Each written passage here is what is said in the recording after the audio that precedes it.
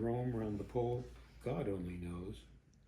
He was always cold, but the land of gold seemed to hold him like a spell, though he'd often say in his homely way that he'd sooner live in hell. On a Christmas day, we were mushing our way over the Dawson Trail. Talk of your cold. Through the parka's fold it stabbed like a driven nail. If our eyes we close, then the lashes froze, till sometimes we couldn't see. It wasn't much fun, but the only one to whimper was Sam Magee. And that very night, as we lay packed tight in our robes beneath the snow, and the dogs were fed, and the stars o'erhead were dancing heel and toe, he turned to me, and "Cap," says he, "I'll cash in this trip, I guess. And if I do, I'm asking that you won't refuse my last request." Well, he seemed so low that I couldn't say no.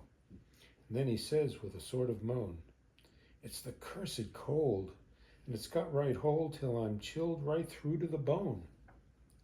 It ain't being dead, it's my awful dread of the icy grave that pains. So I want you to swear that, foul or fair, you'll cremate my last remains." A pal's last need is a thing to heed, so I swore I would not fail. And we started on at the streak of dawn, but God, he looked ghostly pale. He crouched on the sleigh and he raved all day of his home in Tennessee, and before nightfall, a corpse was all that was left of Sam Magee. There wasn't a breath in that land of death, and I hurried horror-driven, with a corpse half hid that I couldn't get rid because of a promise given. It was lashed to the sleigh, and it seemed to say, "You may tax your brawn and brains, but you promised true, and it's up to you to cremate those last remains." Now a promise made is a debt unpaid, and the trail has its own stern code. In the days to come, though my lips were dumb, in my heart how I cursed that load. In the long, long night, by the lone firelight, while the huskies round in a ring howled out their woes to the homeless snows, oh God, how I loathe the thing. And every day that quiet clay seemed to heavy and heavier grow, and on I went, though the dogs were spent and the grub was getting low. The trail was bad, and I felt half mad, but I swore I would not give in. And I'd often sing to the hateful thing, and it hearkened with a grin. Till I came to the marge of Lake Labarge, that's the margin, the edge of Lake Labarge, and a derelict there lay. That's an abandoned ship. It was jammed in the ice, but I saw on a trice it was called the Alice May. And I looked at it, and I thought a bit, and I looked at my frozen chum. "Then here," said I with a sudden cry, "is my crematorium." Some planks I tore from the cabin floor, and I lit the boiler fire. Some coal I found that was lying around, and I heaped the fuel higher. The flames just soared and the furnace roared, such a blaze you seldom see.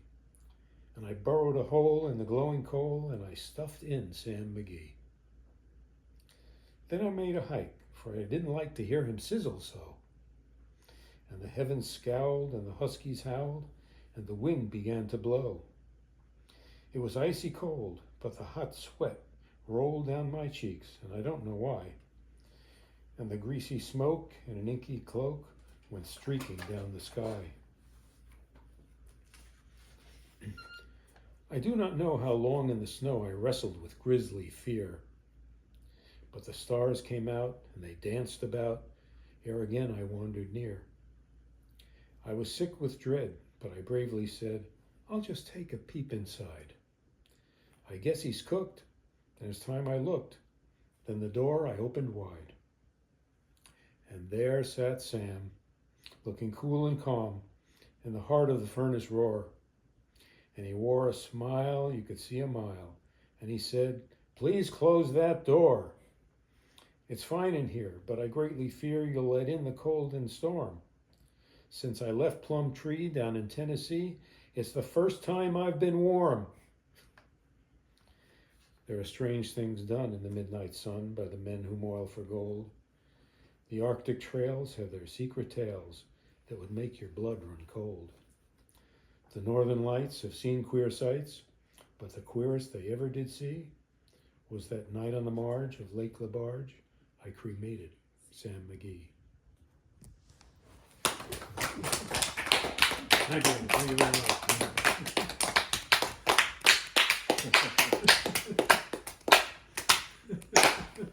It's always good to have an appreciative audience.